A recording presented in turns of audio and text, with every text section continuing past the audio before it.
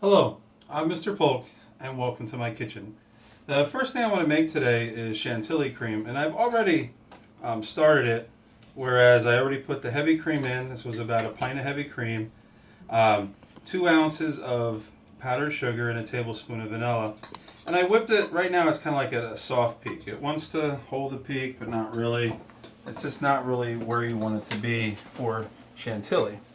So what we're going to do is put it back in our mixer. Set up, and it's not going to take long.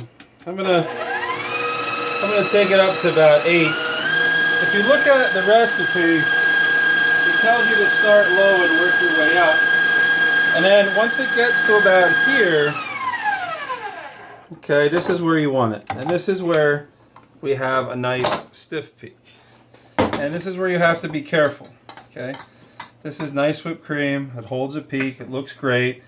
If you went any more than this is when it's going to start to break down, and it will go from beautiful whipped cream or Chantilly to butter, and that's not what we want.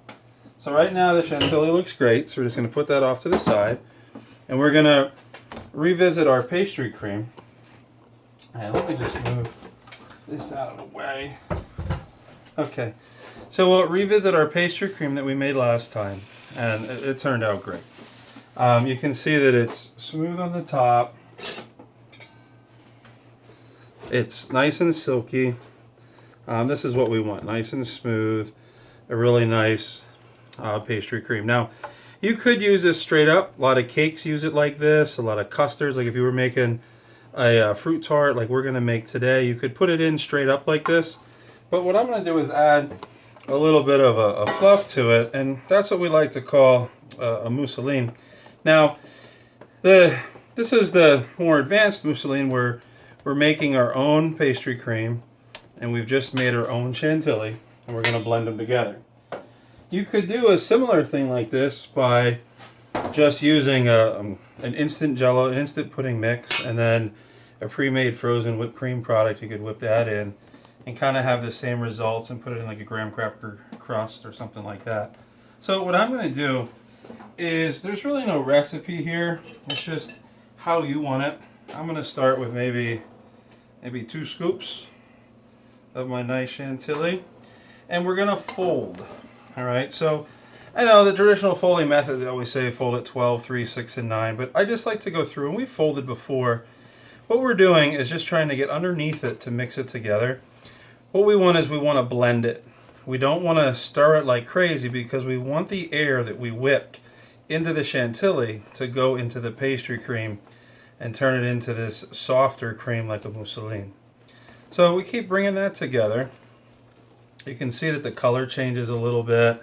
It's nice and smooth. And then I'm going to put 1 more scoop in. That was a little scoop. There we go. So we put that in there. And then now we have our nice mousseline. And again, you could have just put the straight up pastry cream right in the tart shell too. There's nothing wrong with that. I do that for a lot of things. But here I figured we'd try mixing more stuff together.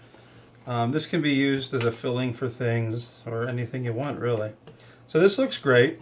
What I'm going to do now is get shells. Now, if you remember, I decided to do this to show you how to use the cream. You could make like a parfait with it or anything like that. It is rich. It's a little richer than a regular pudding. So what I thought would be fun today is to make a nice little fruit tart, because you could have a lot of fun and use whatever you have. So what I did is I baked the shell. I have these little pans. Now you could use a pie tin or whatever you want. But what I did for the dough is, if you remember when we made our Linzer tarts, I used our Linzer dough because that was a short dough. Rolled it out, put it in, and then I did like a blind bake. So I made the little beans, put the beans in with a little parchment or aluminum foil, whatever you want to do. Baked these about 10 minutes with the beans in, took the beans out, baked it for another 5 minutes. Then you're going to notice they're a little rough in here. That's because that's a trick of mine. I brush them with white chocolate. I melted white chocolate, I brushed it in. That gives you a flavor layer, but it also gives you a protective layer, where this cream isn't going to want to make the tart shell soggy, because the idea of the tart shell is that it's crisp and flaky.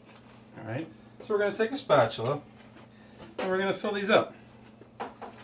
All right, put some of that in there. It doesn't take much.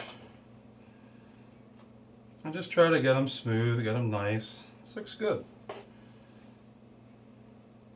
Yeah, a little much. Okay. And again, you could have just used the pastry cream as it is, but I like to cut it a little bit, add a little bit of a lightness to it. And that's what a mousseline is it's able to take a heavy cream and make it a little lighter. And again, it's the same thing if you wanted to make like a pudding pie where you use the pudding and then add a little bit of whipped cream to it. It's the same thing. And we'll do one more because we got time. Alright. So there we go. And the tart shells look great. And again, if you don't have fancy tart pans, you can just bake them in your little pie pans. Sometimes if I have to do tarts, like I do them at the hotel for like 100 or so people, I would sometimes not even make them as a shell. I would just bake them as a disc, like a cookie, and then carefully put the cream on there and build up. So now this is where you can be creative. I'm going to show you one or two, but you could do anything you want at this point to make these look nice. You could do them with all of the same fruit, okay, if you wanted to, or you could mix it up. So like here, I'm just taking some strawberries and put them on the side. And here's the thing, you can do it as a circle, okay, or you could do it in straight lines. Like here's where I'm going to take, this is cantaloupe. What I do is I cut the cantaloupe in slices, and then I cut the slices with a ring cutter. So that's why it might not look so much like cantaloupe, just because it's different. I'm going to put 2 cantaloupe in the front. Actually, you know what? I'm just going to spread this out a little bit. There we go. And then over here, I'm going to put a couple of the raspberry. Like this. And some blueberry.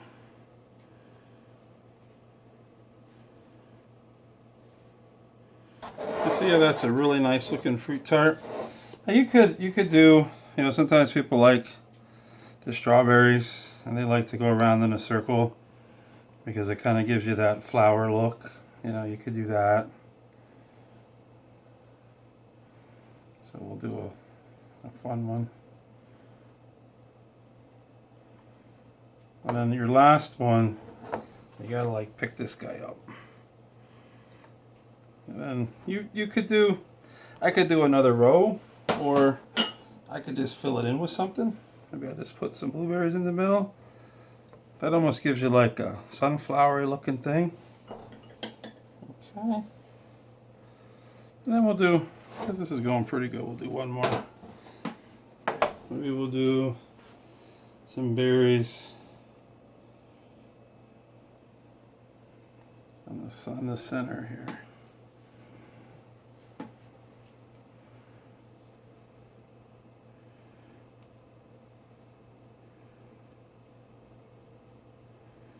And then maybe you want to alternate some pineapple on one side, and you can, that's the nice thing about these, you can just sort of have fun. We could do the pineapple like that, and then maybe over here do the cantaloupe.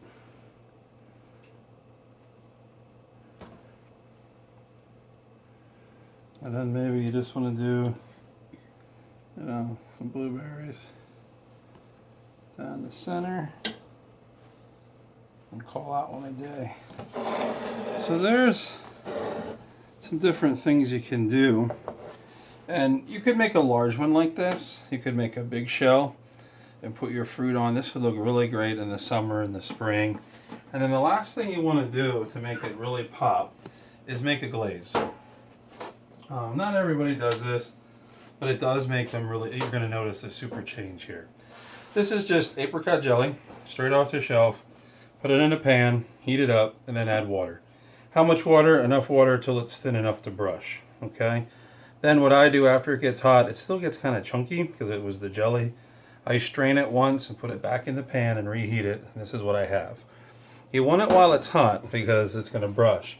Then you just take your brush and you just brush over top of the fruit. And this is what makes them shine. If you go to grocery stores, it's what they do. They buy a neutral glaze usually, and a lot of them have even an electric sprayer that sprays it on. But notice the difference.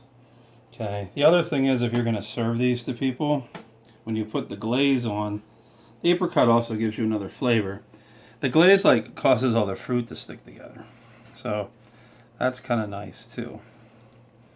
I'll put that on the blueberries, but hopefully you can see that it just makes it shine so much more, and it just makes them look great. So if you were having a party and you were serving these small tarts, you could do, like I said, all the same fruit. You could do all the raspberries if you want, whatever you want to do.